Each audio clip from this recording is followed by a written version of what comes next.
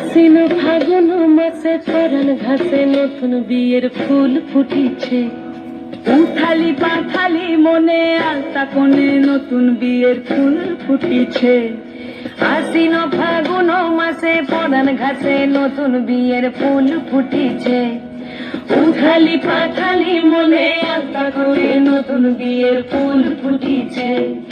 এই গো পিয়ালি রে, এই গো দুলালি রে, এই গো পিয়ালি রে, এই গো দুলালি রে।